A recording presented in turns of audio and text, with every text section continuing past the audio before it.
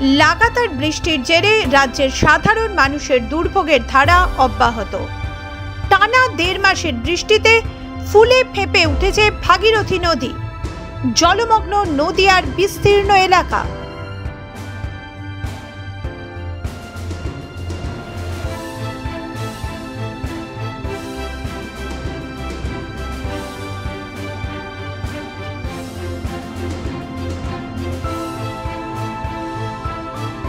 জলের স্রোতের সাথে পাল্লা দিয়ে হু হু করে বাড়ছে ভাগীরথীর জলস্তর।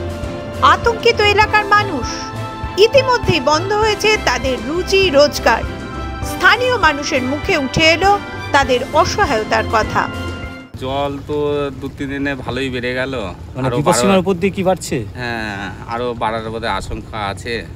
এই যে একদম তীরবর্তী এলাকাতে বসবাস করেন, জল যদি বাড়ে তাহলে কোথায় যাবেন? আমাদের জলটা বাড়লে খুব অসুবিধায়, আমরা কলেজে যাই বন্যা টন্যা হলে। সেই পরিস্থিতি কি তৈরি হচ্ছে?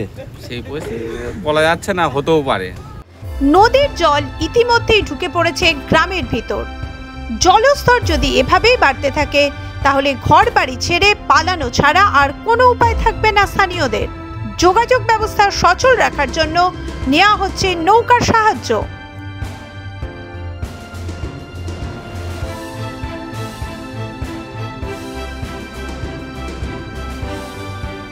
জলমগ্ন এলাকায় প্রাণের ঝুঁকি নিয়ে দিন যাপন করছে সাধারণ মানুষ। পরিস্থিতির দ্রুত উন্নতি না ঘটলে গবাদি পশু সহ এতগুলো মানুষজন কোথায় গিয়ে দাঁড়াবে? সরকারি তরফে নেই কোনো সাহায্য।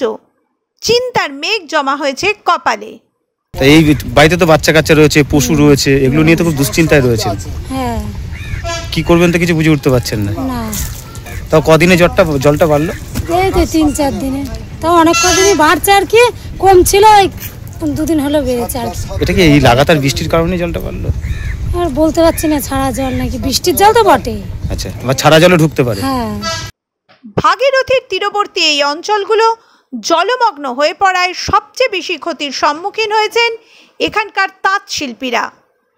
বন্যার জলে দাঁড়িয়েই কোনো রকমে চলছে কাজ। পেট যে বড়ই বালাই।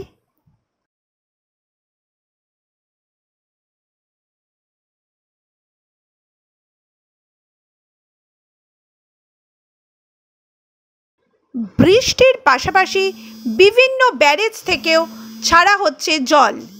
হয়তো খুব তাড়াতাড়ি বিপদসীমার উপর দিয়ে বইবে ভাগীরথীর জলস্তর। এই দুর্গত মানুষগুলোকে রক্ষা করতে প্রশাসন এখন কী ব্যবস্থা নেয় সেটাই দেখার।